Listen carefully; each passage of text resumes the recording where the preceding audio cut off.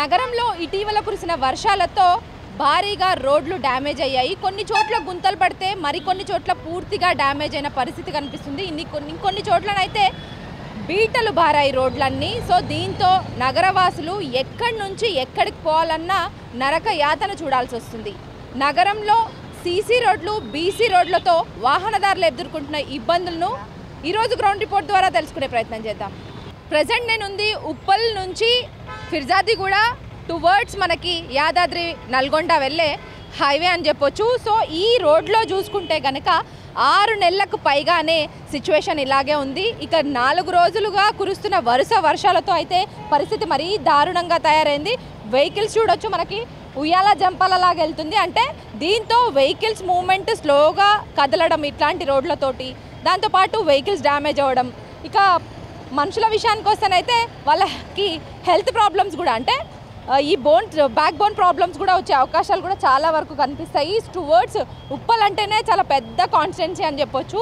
ఎప్పటికప్పుడు మరమ్మతులు చేస్తున్నామని అధికారులు చెప్తున్నప్పటికీ కూడా గ్రౌండ్ లెవెల్లో సిచ్యువేషన్ మాత్రం మరి దారుణంగా తయారైంది. కొంతమంది ఇక్కడ ప్రయాణికుల్ని కూడా కొంతమందిని మాట్లాడిద్దాం. మొత్తం బుడద అయిపోయింది డ్రెస్ అంతా. ఏంటి ఇక్కడ రోడ్స్ వల్లనేనా? ఇక్కడ అంతవరకు పోయినా ఏం పర్లేదు. ఇక్కడే ఎక్కువ బురద ఉంది.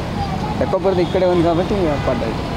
ఎక్కడ ఉంటారు సార్ మీరు? ఎక్కడి నుంచి ఎక్కడికి ట్రావెల్ చేయాలనుకొని ఈ దారికి వచ్చిండ్రు?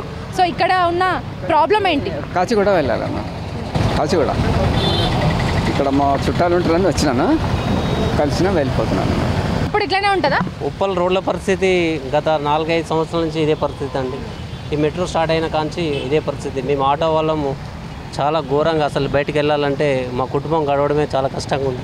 చాలా స్టెయిన్ అయిపోతాం. బాగా ట్రాఫిక్ జామ్, ఎవరు పట్టించుకునే నాదులు లేదు. రోడ్లు వేయలేకపోతున్నట్టే మరి ప్రభుత్వం వైఫల్యం అనుకుంటున్నాం మేడం. గవర్నమెంట్ వైఫల్యమే.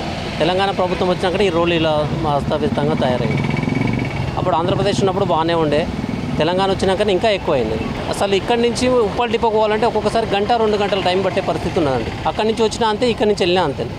ఏదైనా ఎమర్జెన్సీ ఉంటే, ప్రాణాపాయం ఉంటే మధ్యలోనే ప్రాణం పోవాల్సిన పరిస్థితి ఖచ్చితంగా ఉన్నది. ఇది గవర్నమెంట్ వెంటనే స్పందించి తొందరగా ఈ ఉప్పల్ రోడ్డు మాత్రం ఎమ్మటే బాగు చేయాలని కోరుకుంటున్నాం. దూరం నుంచి మొత్తం ఇదే విధంగానే ఉంది మేడం. చాలా ఘోరంగా ఉన్నది ఉప్పల్ రోడ్డు మొత్తము.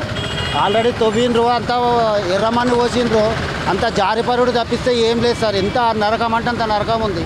మొత్తం ఇక్కడ నుంచి దగ్గర గట్కేసార్ నుంచి వస్తున్నా మేడం. ఎక్కడ రోడ్డు సరిగా లేదు సార్. మీరు చూడండి, మొత్తం విలేజ్లలో కూడా మొత్తం ఎక్కడెక్కడ కట్టలు తెగిపోయి ఉన్నాయి.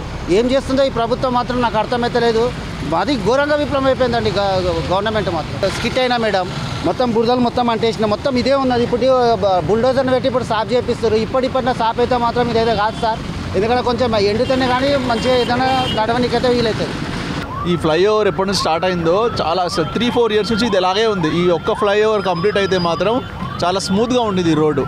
ఉప్పల్ నుంచి యాదగిరిగుట్ట వరకు ఈజీగా వెళ్ళిపోవచ్చు. దీన్ని కొంచెం చాలా పాయింట్అవుట్ చేయాలి మేడం. మీరు విన్నారు కదా ఉప్పల్లో సిచ్యువేషన్ ఎట్లుందో. ఒక 2-3 కిలోమీటర్లు ప్రయాణించాలంటే మాత్రం పరిస్థితి మరీ దారుణంగా ఉంది.